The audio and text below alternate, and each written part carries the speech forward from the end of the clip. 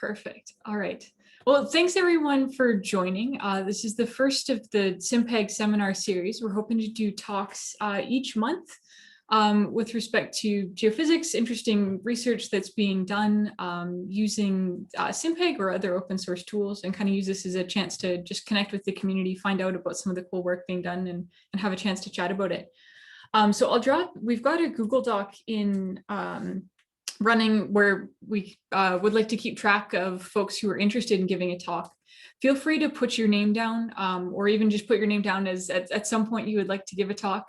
Or if you've got other people that you would like to hear from, feel free to reach out. We want to have this be a broad audience and broad set of talks. So that would be great. But today we'll get things rolling with Seogi Kang. So Dr. Seogi Kang is going to be kicking us off. He is one of the co-founders and a very active contributor to the SimPEG community. I'm just going to get his video on. Active contributor to the SimPEG community. He did his PhD at UBC in computational electromagnetics and mining, in applications in mining. And now he's a postdoctoral researcher in geophysics at Stanford University, working on EM and remote sensing for groundwater. And so we'll turn things over to Seogi here. If you do have questions or want to jump in, please try and use the raise hand feature or drop something into chat, and I'll help moderate questions as we go. But you're more than welcome to post them as Seogi's speaking. So take it away, Seogi. Thank you very much, Lindsay. I'll share my screen.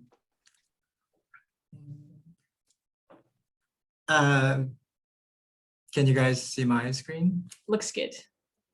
Perfect. Okay. Yeah, so I'm glad to have kick off a talk for our SimPEG monthly talk or monthly event. And today I'm going to talk about on recovering changes of waterhead from satellite ground deformation data. And I'm going to use the Central Valley of California as an example. I think Lindsay did an amazing job to introduce myself, so I think I don't have to do. So here's our groundwater system. And interestingly, just a number, but the 97% of all liquid form of fresh water is the groundwater. So I don't have to emphasize how important groundwater is. And if you zoom in here and then look at the Earth, that's how it looks like. And this gray part is the rock and blue is the water that we think groundwater. And what's annoying, the population growth and climate change actually increases the water demand drastically, which is actually threatening the sustainability of the groundwater. So yeah, like that kind of gives us an urgent task to understand the groundwater system and how it works, what is the function of the groundwater system. And the major challenge for doing it is following. Somehow, even before you think about the physics, somehow we need to see below the ground for groundwater science and management. And kind of giving you a scale, it's like a water basin is about a 50 kilometer by 50 kilometer area. And we need to understand up to hundreds of meters. So it's an extremely challenging kind of problem. Extreme problem. But usually I missed one slide. It is supposed to show the well data, and the well data is the traditional data that we can actually see below and measure some other things. But the density of the well data is very sparse in general. So we need sort of alternative methodology to see below the ground, and that's where Earth imaging can play an important role. And there are many different techniques that we can use for Earth imaging. Like I'm going to focus on the remote sensing data, but there is actually other methodology, airborne electromagnetic, for instance, that you can actually, using that, you can kind of map out a large scale resistivity model of the subsurface that can provide important information about the aquifer system itself. So that was actually what I used to work on for the past 2 years. I'm sort of changing expanding my research scope to other types of data like satellite and remote sensing. And today what I'm going to focus on is recovering spatial and temporal distribution of head. Because if you think about what is the driver of the groundwater system, is the head. So if you actually can understand how head changes in time and space, you can actually can get much better understanding about the groundwater system. So that's the focus of the talk today. And here's the Central Valley of California, which is a study area that I'm interested in. And it's an interesting area, very unique area, where it's one of the sort of most productive farmland in the world. And their crop value is about $17 billion. I think it's sometime in 2012 or 13. So it's probably much greater than 17 billion now. And it supplies of 25% of nation's food, US, but just using less than 1% of nation's farmland. So what that means, it's an extremely productive farmland. So water demand in this region is extremely high. That means likely they may use a lot of groundwater as well as the surface water. And when the situation is good, meaning like if you have enough surface water, you're fine. You may not use much groundwater. But if you think about even now, the heat wave that you're getting in Vancouver, as well as California, that makes severe drought situation. So you have no surface water. Reservoir is getting to the bottom. What that means, you're going to actually start pumping from the ground, which increased a lot of groundwater usage.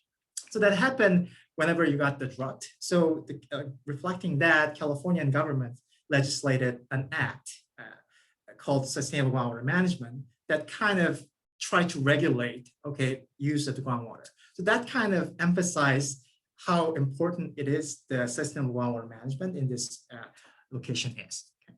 So that's the Central Valley. And so as I mentioned, so it's heavily the groundwater system is heavily affected by human activity. So it's important to understand what is the water demand in this location. So I'm going to start with the precipitation data from satellite. And this is the Central Valley of California. So that's the Pacific Ocean, that's the Sierra Nevada mountains. And northern part is called Sacramento Valley, and the southern part is called San Joaquin Valley. So the precipitation, as you can see, the blue means high precipitation, red means low precipitation. It's much more focused on the north, in the north. So north has much more precipitation, more water supply.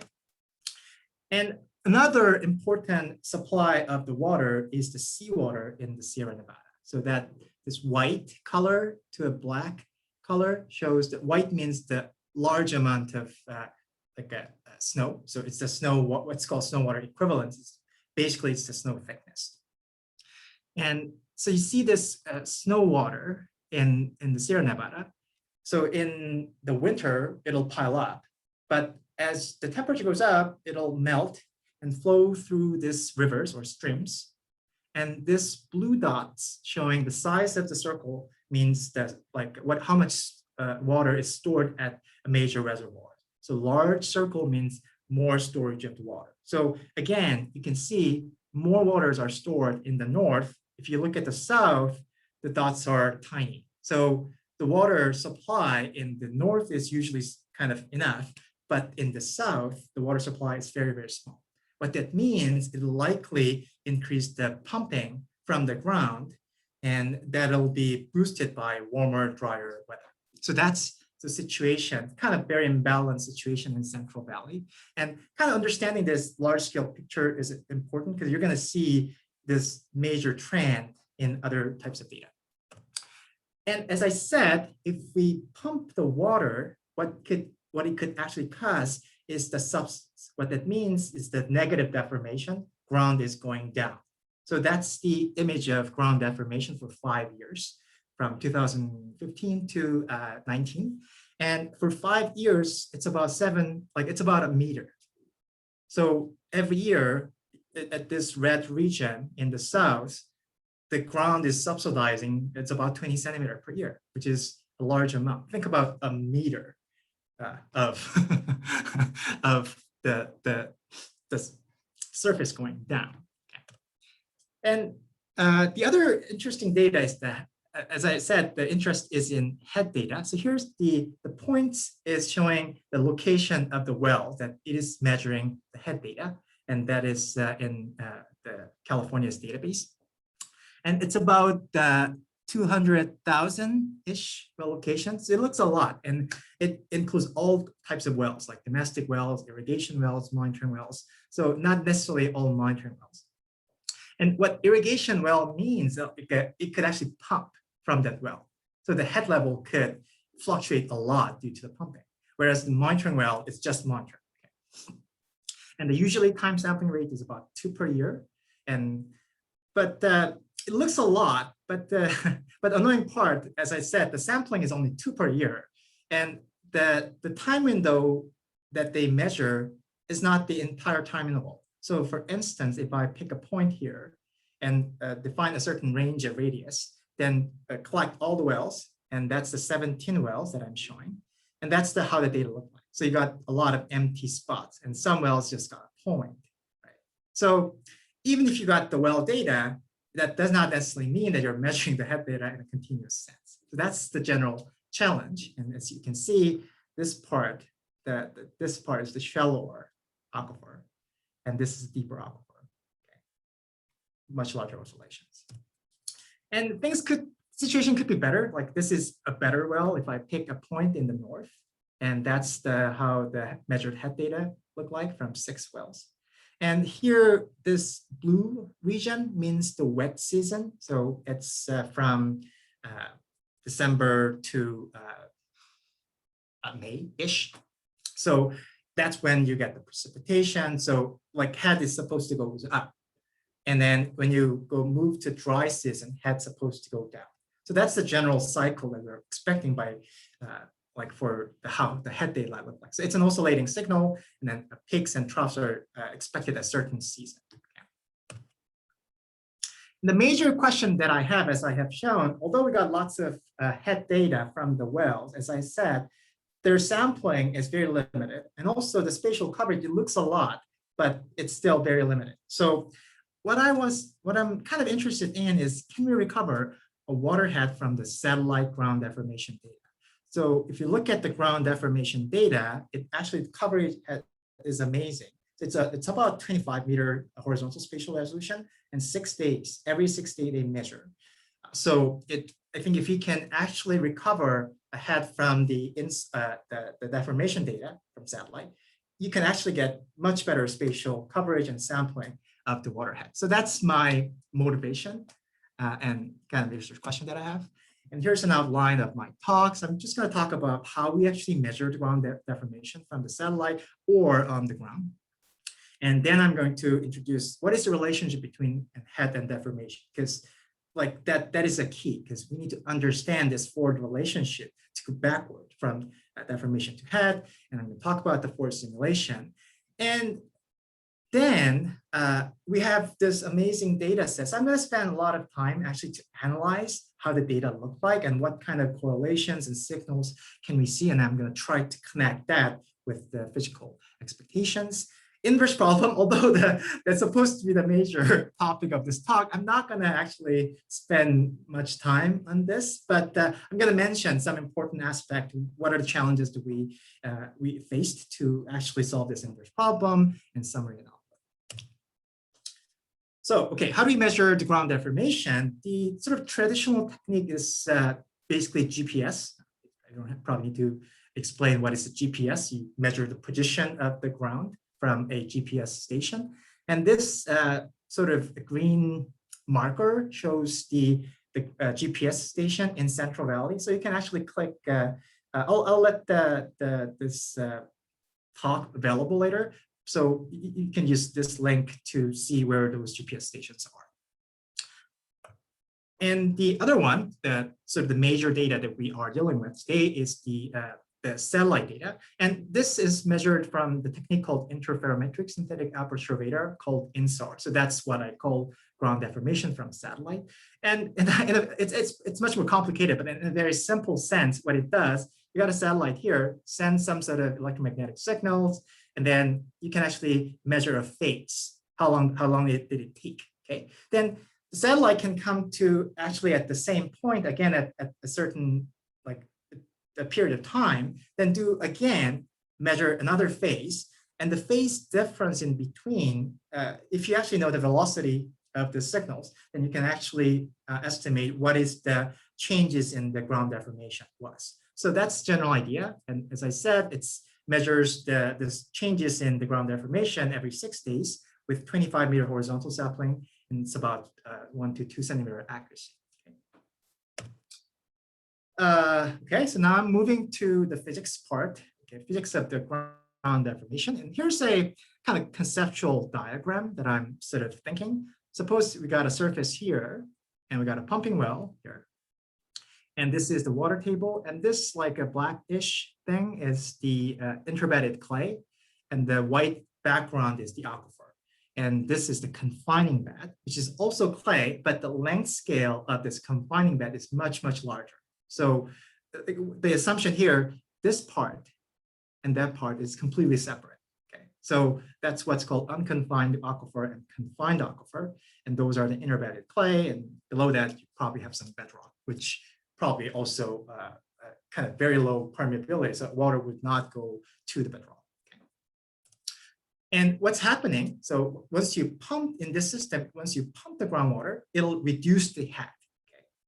Then what happens in the clay and sand, sand means the aquifer, then there is like the water is coming from clays to sand, and the compressibility of the clay compared to sand is much, much larger. So that'll compact this interbedded clays, and that is what's measured in the insert. So that's the general kind of idea. So I'm going to dig a little bit deeper into what's actually really happening now. And here's a little bit more mathematical expression about what's happening. So suppose we have a simple system like this. So sigma t is the total stress. Okay, but sometimes it's called overburden stress. And suppose this is the rock, and the blue part is the pore filled with water. Then there is an equilibrium that if you the sum of the sigma prime, which is the effective stress within this rock matrix, and plus the pore pressure is supposed to be same as the total stress. And assuming this total stress doesn't change in time, then this changes in effective stress is basically same as the changes in the pore pressure with negative sign. Okay, the pore pressure can be expanded as like that. Rho is the density, not resistivity. G is the gravitational acceleration. So you can actually think effective stress as basically a changes in head, which I'm going to use, assuming rho and G is constant everywhere. Then given that, the deformation can be written as like that. Okay. So B naught is the initial clay thickness, and then alpha is the compressibility. So the deformation is proportional to the initial clay thickness and compressibility, as well as the changes in the head. And that kind of like this guy, alpha rho G, is called a storage coefficient or a skeleton storage coefficient. So that's the SSK, which is the main aquifer property defining how much deformation would happen for a given head change. Okay, so that's the idea in a simple sense. It's actually linear, but it's not necessarily linear because there's complication here. It looks like a complicated diagram, but in a simple manner. So what I'm going to explain here, the x-axis is the reducing head. Okay, if you go this direction. And the y-axis is the increasing subsidence. Okay. Then what this Helm guy found out, there is a hysteresis. So when you're reducing the head, it follows this curve. Okay. Okay. The slope is much greater, right? But when you go upward, so now we're increasing the head, which is going an up cycle, then the slope is much sort of much like not like much less steep. Okay? And that's sort of that makes an imbalance. When the head is going down, the rate is much faster to make a deformation. But when the head is going up, it's actually much slower. So in a simple manner, you can actually make a linear assumption here. So suppose like not this curve, it follows a line, then you can rewrite your deformation as like that. So in an elastic situation, when things go up or things behave nicely, it follows what's called SSKE, elastic, which is much smaller than SSKV. And when the head is going below a certain limit of the head, which I call H mean, that's called pre-consolidation head, then it gets inelastic. So it makes a permanent loss. And the important part here is SSKV value is much, much greater, like orders of magnitude greater than SSKE. So this imbalance is an important concept, actually making a large subsidence. So if you like pump more and more, it'll reduce the head. But at a certain point, if it kind of beyond a certain point, it'll actually make a big subsidence. That's an important concept that you need to understand. Okay, and final sort of important physical idea is the delay of head. There's a time delay. Then I'm going back to this basically same concept when you're reducing the head due to a pumping. What's happening in the sand, you can think, if you like the DC resistivity, you can think sand is like a perfect conductor. So if you reduce the head, immediately the head in the sand will be reduced. So it's almost an immediate process, right? But for the clay, it's like a big resistor. It'll take a while to get to that equilibrium or steady state. So that generates the time delay. And that's kind of important concept. So the substance will have some sort of time delay because of this physical concept. And that's the governing equation, kind of defines that time delay. And basically, it's a Darcy equation in a one-dimensional space. And with that equation, deformation can be generated. Okay. So that's two important concepts. Okay, so we're moving on to for simulation. So here we got the Darcy equation, and that's the initial condition that we're setting up, and you also need to set the boundary condition. So I'm thinking about a single clay bed, and importantly, this H aquifer is the head in the aquifer. That's what we're interested in. We want to extract this information from the measured deformation data. So actually, if you think about that's an inverse problem, inverting for the boundary. And SSK varies depending upon this pre-consolidation head. And SSK means elastic, SSKV means the permanent loss or inelastic. And for a given equations, we can solve for H, assuming all of other parameters are known. Okay. And obviously I used the SimPEG. I think I'm not going to mention SimPEG much, but under the hood, I used the SimPEG to solve all of this problem. Okay, so we've discretized the problem. Now actually you can simulate. So here's the vertical cells that I'm simulating. And the black curve, I'm plotting the head that I calculated. So you see the peak is moving from here to here. So I set the boundary here, and it actually takes time to get to this point. Right? That's the delay in the head. Okay.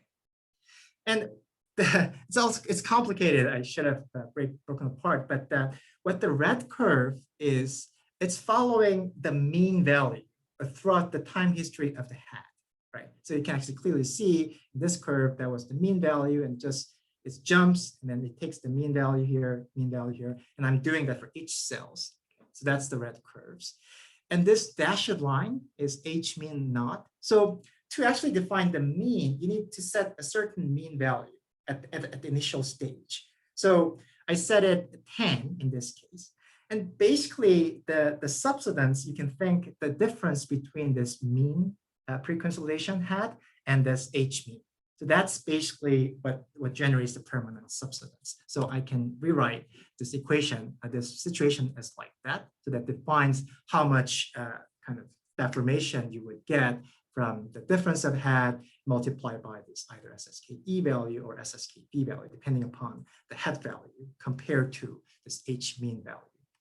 It looks complicated, so don't be confused, but the basic idea is that SSKV and SSKE value defined by H mean value, which was the pre-consolidation head. And I changed it, I'm not sure that you noticed, I changed the notation to a capital. So it's subtle but important concept. What people typically plot, it's a cumulative sum of the deformation. So what we call deformation is generally sum of a deformation happened throughout the time history. Okay, and if you think about the INSAR, it's starting from a certain year, then at that point, starting point is 0, and it just sums up. Okay, so that's why I used the capital. And what I have solved so far is a single inner bed, but in reality, there are probably many inner beds of clay, and their thickness will be different. Their property will be different. So what I'm assuming is some sort of equivalent model by this guy, Helm, 1975. So I'm just following him. Okay, so finally, another thing is not only the clay, but also the aquifer itself can actually make a deformation as well. So I need to take that account and sum that up. So it's basically the same equation. This is the changes in the head from an initial time. And you multiply by this SSK value of the aquifer, and B aquifer is the aquifer thickness. So there are two things happening. There's things happening in the clay, things happening in the aquifer. So both of them can make an impact to your deformation. Okay, so that took a while, which I'm not sure was interesting to all of you guys, but this part might be an interesting part. We're now diving into the real data. So we're going to actually look at the real data and see what kind of signals we can see. And again, if I pick a point here and then plot it up, the INSAR data, that looks like that. So minus deformation means the subsidence, positive deformation goes, the surface going up. Okay, it's all going down. Again, it's about 1,000 millimeter for 5 years. So is it can we actually simulate in a rough sense this situation? So we got the simulation. So let's actually do simulation, see if we can get a rough idea of this. So what I have done is the blue curve is the head, aquifer head that I have assumed. So I used the synthetic head data that I think reasonable. And I got some aquifer parameters from the previous researches. So I didn't show here, but I set that values, which I think reasonable. And that's the measured data, and that's the simulated data. So after 5 years, we're getting above 1,000 millimeter deformation. So in a rough sense, we got the simulation, and the measure, it's not matching, but roughly gives you a number in a rough sort of setup. So that's actually a good check. Okay, seems like the simulation is working. And actually, I checked with the simulation with analytic solution and other code, so I'm pretty sure the simulation is working.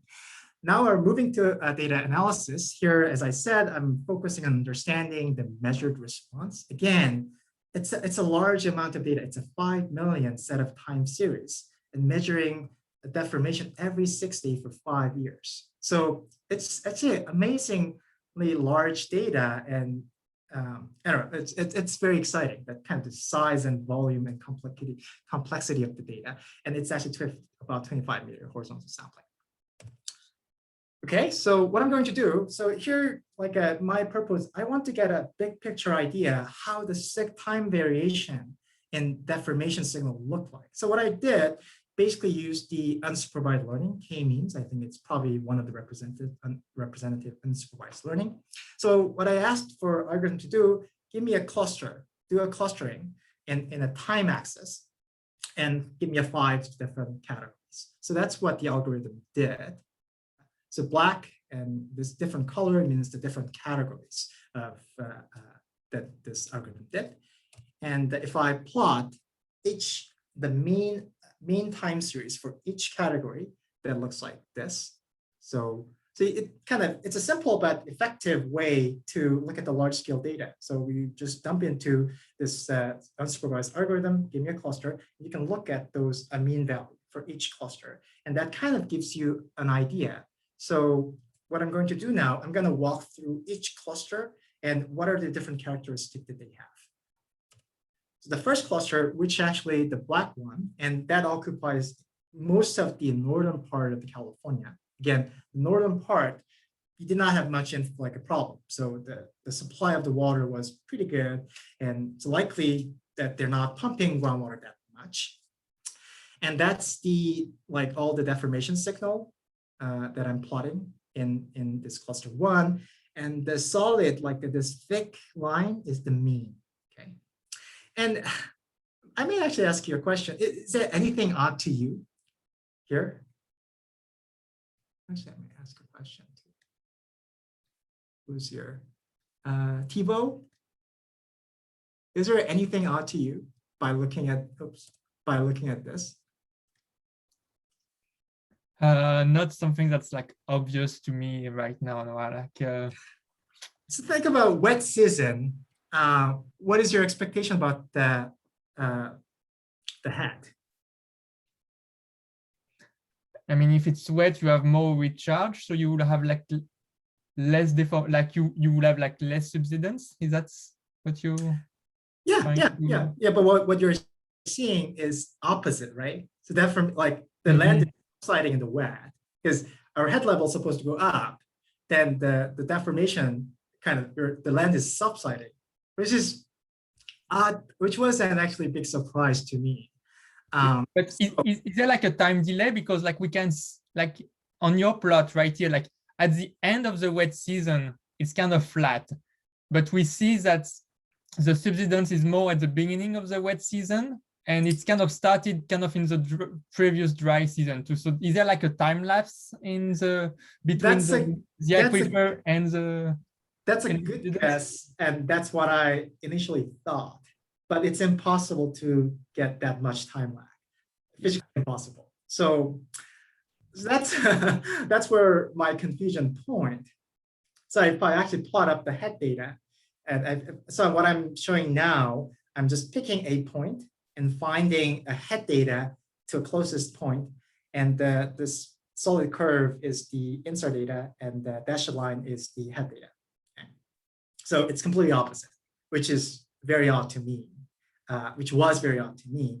So that kind of made me think a lot. So I actually had to work with some of the expertise and figured out, so the insert data not only measured signals from head, it also measures loading and unloading. So for instance, in the winter, if you got large amount of snow, it'll compact the ground everywhere in the valley. So if you think about the more mass in the mountain, the ground will subside. Or if you have a more precipitation or soil moisture in the valley, that'll also subside the ground. So likely that loading and unloading response is kind of opposite to your head signal or pore pressures. So that was a bit of surprise to me. So I actually checked whether that is just a noise or a signal. So I compared with the GPS station. So this black curve is from the GPS station. It's an independent measure. And the red line is the insert data, so they're matching. So I'm pretty sure it's related to loading and unloading. But that was a bit of surprise, and it's almost everywhere in the valley. So that what kind of gives that to me is it's pretty hard, like in those black region, actually to recover the head from the insert data. Okay. I mean, it's not too bad. There's a little bit of chance, but in general, it's pretty hard. It's about 20 meter to minus 20 to 20 meter scale, but the signals from head seems much smaller than that. Okay, the cluster 2 is the blue, and it's about 600 millimeter for 5 years. So it's not like very, very large, but basically decaying signals. And if you look at the head data, that looks like that. Now I'm looking at this head data in a longer time span. So as I said, there's a time delay. What could happen, the reduced of head in here can actually make an impact to the measured insert data. So I can see so a lot of big reduction of head happen between 2012 to 16, and then they start back to oscillating. Okay. So that was like this 2012 to 15 was where they got severe drought in California, which makes sense. The red one, which is the major, kind of showing the major subsidence, cluster 3, it looks like that. And here I'm showing even longer time span, 1984. So you see the big kind of reduction in head in 20 years ago, 10 years ago, and you don't have much data, head data in this part. And interestingly, this is the unconfined aquifer. So you see in the unconfined aquifer, oscillation in head is much, much smaller. So what you're measuring in the insert data is dominated by the confined aquifer. Another interesting information. And cluster 4 is basically kind of a smaller rate of subsidence. And that looks like that. So you see kind of generally decreasing that could actually generate the subsidence, but still oscillating. That the rate of decreasing in the head is not much. So what it generates sort of like slower decay in your insert deformation data. So kind of, I'm just trying to make a connection between head and the measured insert data. And the cluster 5 is an interesting one. So different from the red one, I might just go back quickly. The red one was basically just keep decaying, but now the purple one, it's oscillating. There's a larger oscillation and decay. So that kind of gives an interesting idea here. So, and what I'm showing is, again, the co-located, the INSAR data as well as the head data. What you're seeing here is the big oscillation in head. So it's about like 100 feet, 30-meter oscillation in head, which is pretty large. Okay? And you're also seeing the large oscillation in the INSAR data. So I was actually curious what kind of can cause these oscillations. And this is the measured data, and that's the simulated data with the same, like using the same aquifer head that I have used. So what I had to do to actually explain this, I had to account the aquifer component. So I set the aquifer thickness to 300 meter, and that's the big oscillation that I'm getting. If I set the aquifer thickness to 0, I'm just seeing just like kind of this very flat and decaying response. So I'm pretty sure to actually get that large oscillation, we need the large oscillation in head as well as a thick aquifer. So this is actually the location where we got pretty good chance to recover head from the INSAR data.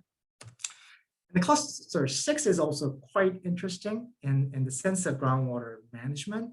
So the INSAR is usually going down, doesn't go up usually. But here what you're seeing, it goes down about quite a bit of amount, about 200 millimeter, then actually went up and plateaued. So this is actually, as a manager, what you want, because you don't want to keep just like having the surface subsiding, right? You want to actually somehow asymptote to a certain level. And if you actually look at the co-located data, that's how it looks like. So I'm showing the head data from 2011 to 2020. Then it went down, so like in this drought period. But then somehow the head level went up very, very large amount. So it's like, what is that? It's like a couple hundred of feet. So we figured out that there was actually a large recharge project in this green location, and that's what they were able to do. So by doing a rapid recharge project, they were able to asymptote this deformation into some sort of steady state. And again, if you think about kind of recovering the head in this situation, we probably have a pretty good chance to recover head. And Thibaut, again, here you can see the time delay, this point and that point. And then that's probably about the time delay that I would expect, not entire year. So that kind of was it. And back to the real question that I had, can we recover a head from the satellite ground deformation data? I think I was not able to answer this question, but I was hoping to kind of provide a general idea of what are the feasibility, what are the chance, what are the signals that we can extract from the measured INSAR data. And at the end, I'm going to kind of end the talk with sort of summary and expected challenge for the inverse problem.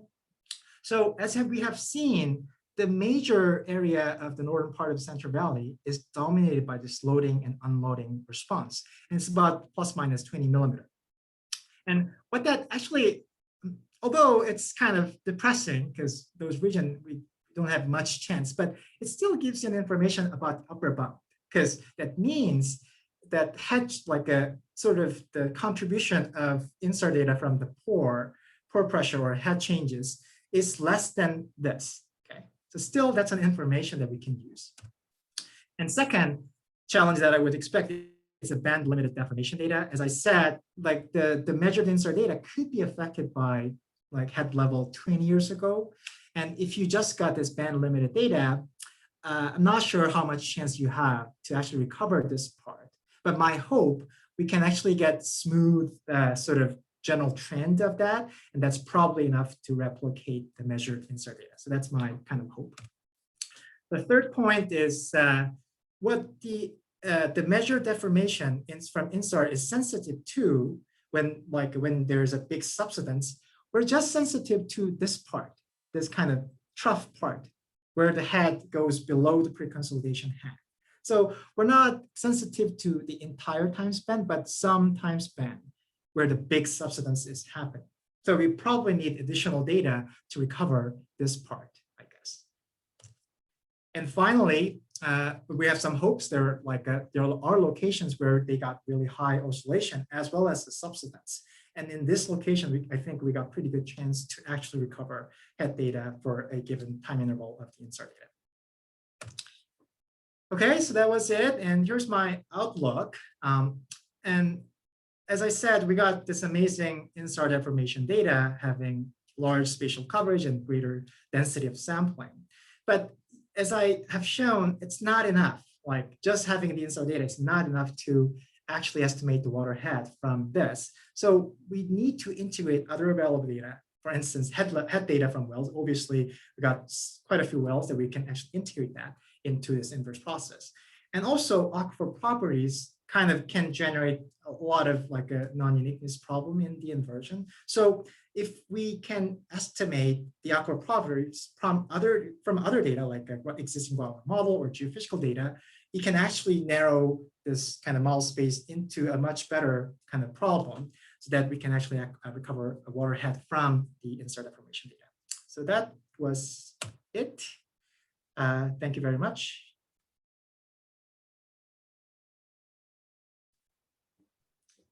Thanks so much, Soggy. This is fascinating work. Let's open it up for questions. Feel free to, we still have a relatively small group. Feel free to unmute and just jump on in.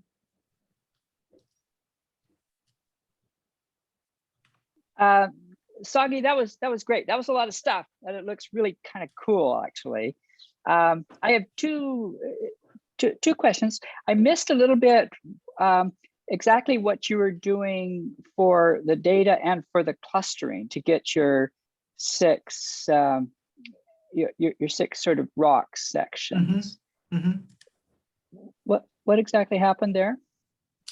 So what I have done, it's a typical like a clustering that we do in like inverted, let's say, resistivity. You just put a single property and then put a number of cluster and let the algorithm do. So, but you can actually expand the dimension. So what I did, I expand the dimension into a number of time channels and then clustered in that high dimensional space. But I got lots of points, all the time series. So the output of the mean is a time series. And then you got number of clusters. Is that clear? Oh, okay. Kind of got that. Okay. Yeah, so what it does, like it basically classifies all the points of the INSAR data into a class. And each point has a time series. Yeah. And okay. What I'm plotting was the mean time series. And the other plots was showing a mean and actual data sort of included in that cluster. So this kind of like sort of gray lines here is the actual data. And the solid black was the mean of all of those time series. Oh, okay. That's a really interesting aspect. One last, you just briefly mentioned when you were talking about the increase in the head and attributing it to a big recharge project. Mm-hmm. What was that? What sort of scale? What did they do there? That's something that I was hoping to find out before my talk, but the information seems like sort of under the hood. I wasn't able to find, and this is something that I'm hoping to find a little bit more. And this is called, it's in a water district called Westland Water District. But it seems like it's a heavily managed land.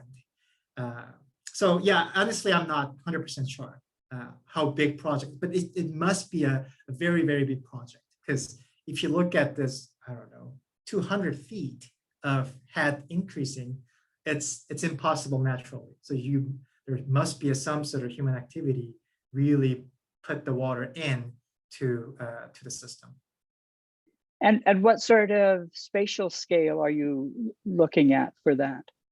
Oh, it's actually pretty large. Like it's tens of kilometers. So, yeah. So like the green green dot is here. And yeah, it's actually like, I'm not exactly sure, probably like 30 to 50 kilometer scale here.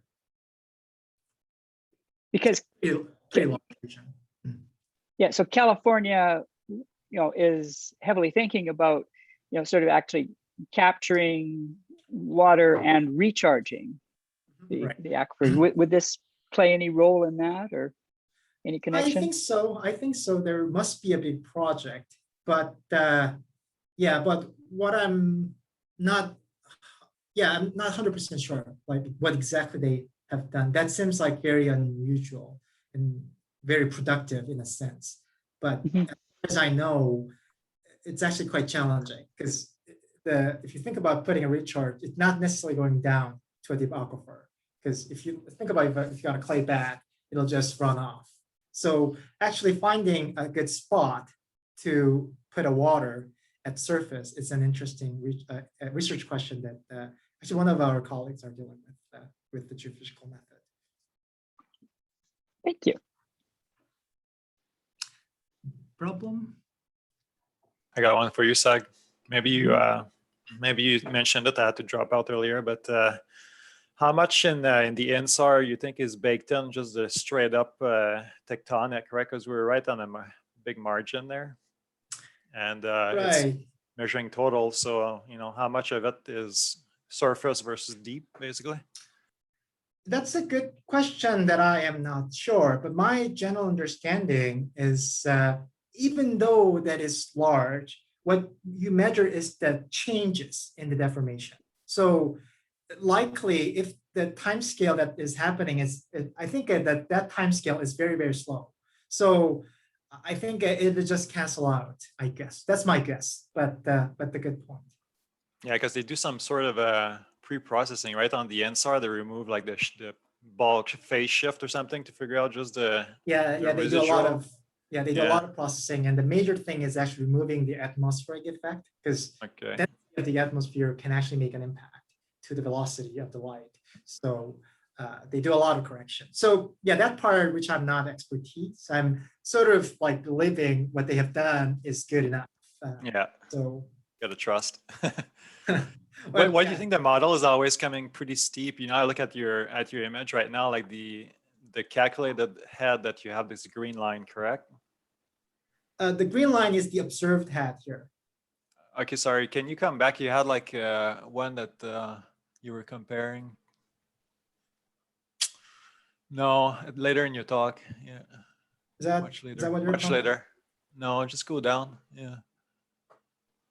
Oh yeah, with the red line. Okay, yeah, one of these guys. Yeah, this guy here. Yeah. So why is the red line is? Red line is the measured INSAR data. Yeah. So why are it seems that all the models are coming steep in. And if you extrapolate back in time, it seems that the curves are kind of deviating from each other quite a bit. So your question is why there is like a... You said the evolvement over time seems to be much steeper than the real head height, yeah, the real deformation, and it's also true for all the other clusters that I could see, right? The purple one. Maybe I actually go back here, and just to clarify, what INSAR measures is that certain time window. So when you're starting, it's 0, right? Although probably the deformation would happen in the history, we're not measuring that. So our reference point is 2015 May. So we're starting from 0 and then just keep summing up the deformation measured from the INSAR. So that's one clarification. And then is that still a question, Dom? Like why? Your question is why is it keep going down? No, it's like if you go to 39, right? If you go to slide 39, like if I look at this, like the total deformation over that time period from like 2016, like beginning of 2016, I guess, or that's where your INSAR data starts. Right. Total deformation seems to be much greater than the same over the same period of time on the head data, right? Isn't it? We don't have head data here, right? Okay. So we don't know actually. And I think I'm pretty sure there's supposed to be a large head decrease as well here. But my point was not only that you got the deferred signal coming from this reduction of head in the history, but if you actually calculate, still the major reduction is happening at that time, because it's still there. Even though there's a delay, the major thing is happening when the head is going down, but it's delayed. So the percentage of like the response coming from 1992 would not likely be really big, like maybe less than 10% or 5% or something like that. Okay. I'm not getting it, but that's okay. It's probably me. It looks cool, man. Cool project. That's neat. Okay, this is Jim now. Yeah, really great work. I really am interested in it. And I was just wondering what the relative contribution is to deformation of the confining layer to the aquifer. Which provides most of the deformation, or is one confining layer. So the actual the confining layer, the contribution of the confining layer is almost negligible. Is almost what? What was that? Almost negligible. Yes. Okay. So the major contribution is coming from the innerbedded clays within the confined aquifer. So actually, this is a good plot. If you look at the unconfined aquifer, like the head variations in the unconfined aquifer is likely much smaller. So in the first order sense, like if you just need to consider one thing, is the confined aquifer that you need to consider. Okay. But is it the matrix in the confined aquifer or the clays in the confined aquifer? Clays in the confined aquifer. That's the major contribution of. Okay, I wouldn't have expected that. Of the subsidence. The oscillating, I think oscillating to actually have the large oscillation like this, as I have shown here, you do need to have a thick aquifer thickness as well as a large oscillation in head. So that was what I was hoping to kind of show. This, if you look at the large oscillation, and with the simulation, I think I had to actually put thick aquifer, set the thick aquifer thickness is very thick to actually make an oscillating and subsiding signals. So yeah, still that's my kind of, I guess, using the simulation, but I think that's what I think. Okay, but what in the aquifer, what proportion of that is clay? Oh, in Central Valley of California, probably like 70%. Okay. Clay proportion is very, very large. So if you actually, it's an amazing place to do an airborne EM survey, because like if you think about the EM, you need some conductors, so lots of conductors. So your signal is very, very large. So it's a good place to do an airborne EM. And fascinating. Thank you. Thanks, Jim. Hey, Soggy, very interesting talk. I really like the approach you took to classifying all the time series into several different groups, six classes, and then look at each class individually, look at their characteristics, and then trying to understand the sensitivity of the fluctuation or oscillations to the head. Just two quick questions. Why is that? For the 6 clusters, I noticed that the blue cluster and the purple cluster, they look fairly similar, right? So what was your reason for having 2 clusters instead of merging them into one? So if you look at that, blue and purple, the purple has a larger oscillation, which I was hoping to emphasize. So can you see here? The blue, like it's subtle in this plot, but there's a larger oscillation here, right, in the purple. Okay, so I guess you experimented with different number clusters, like you tried 2 clusters, 3 clusters, 5 clusters. Yeah. So I just did like tried many, and then because I had some expectation, So I find whatever number of cluster that gives me the kind of expectation that I was having. So it's somewhat like biased. But here, I think there's no point actually finding an optimal number of clusters and thinking about what is the best way. Here, it's just giving you just rough idea. Okay.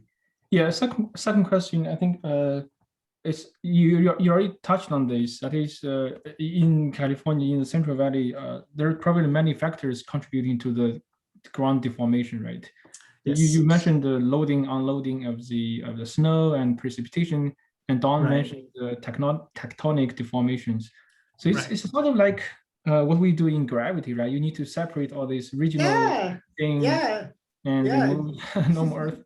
So yeah, exactly. So I'm asking what I'm interested to know here is that, is there any like existing method that trying to isolate the deformation only due to the head changes, just isolate that signal from all the others? That's a great point. I was actually playing with that because if you think about this, so obviously the mean value is a good kind of a first guess of static kind of regional signal everywhere. So if you actually subtract this mean to everywhere, you can actually see some cool things, like especially in the north, where the signals are subtle. So I think definitely there are a lot of chance here, kind of decomposing that deformation signal into the pore pressure to a little bit more regional scale. And as you said, the regional signal may vary smoothly in space, but not necessarily, because if you think about the loading and unloading in the valley, I'm not sure, like, because if you have a certain place where you're growing an almond, you may put lots of water into the ground. Whereas if you go to the other place, it's just random land. You may just like, it may follow whatever natural variation. So that's something, it's a complicated system, so I'm not sure how well we can do, but I think it's definitely a possibility. Okay, so last one, Tom, go ahead. No, I was just wondering if you could benchmark your measurements on points that have no topsoil, right? So if you had like exposed bedrock, and then you could use this as your global loading, you know, as the crustal loading, and then subtract it out from the where you have soil. I don't know. It's just an idea. So I think that's something. Yeah, that's a possibility. And what I was actually curious, what is the actual processing procedure look like? Because what they do what they call GPS correction. Sometimes they do use this GPS data to calibrate the measured INSAR data. So yeah, I think to actually deal with that regional stuff, we need to get into a little bit more details about the processing, because simply the processing itself can generate some noises.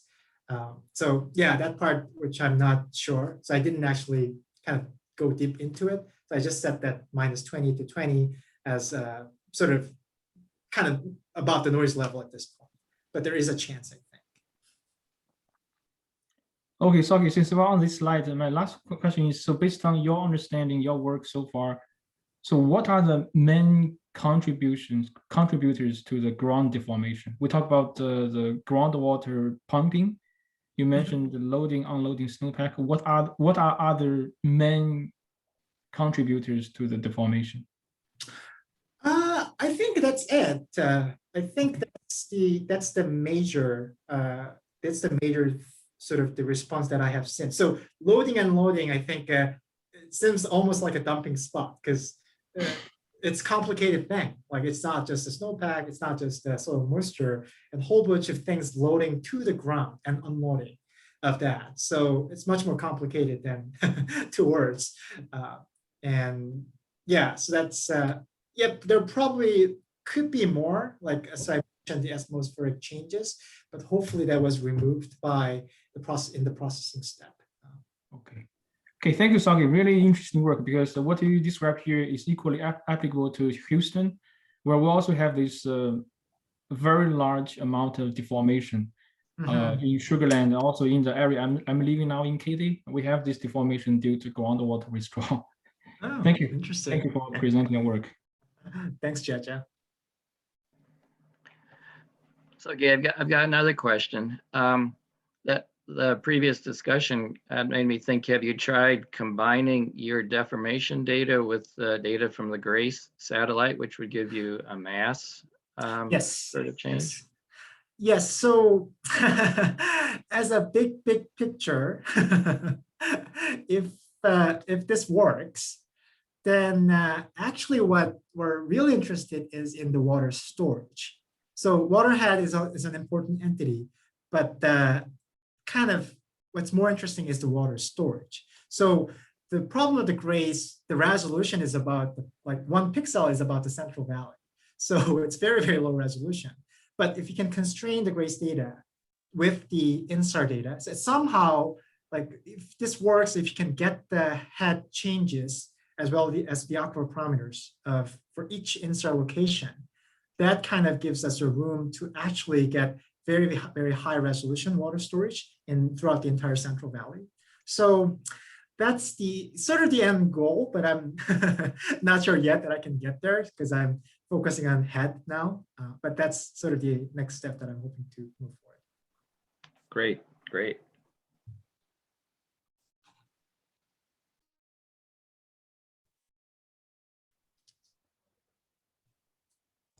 Hi, Soggy.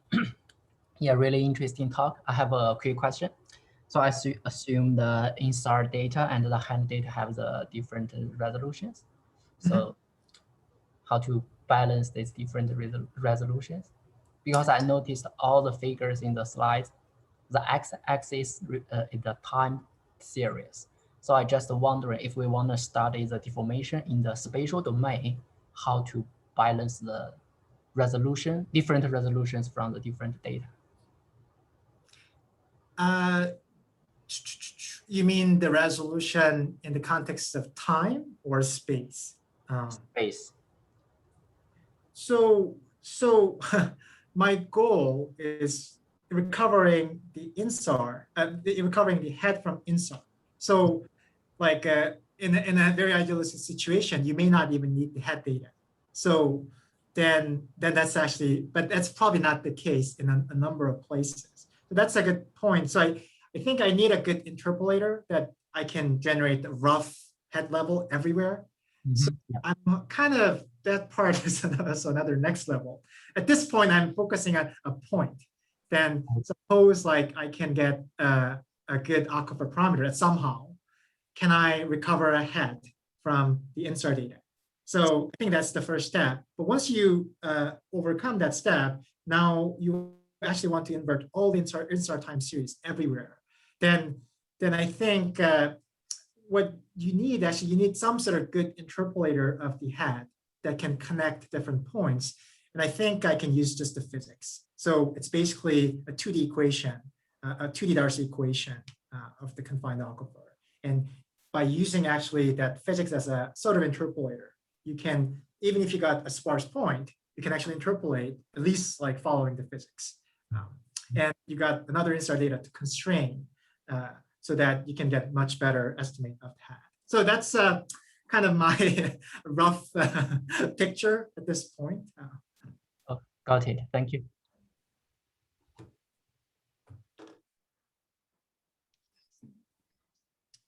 Any last questions?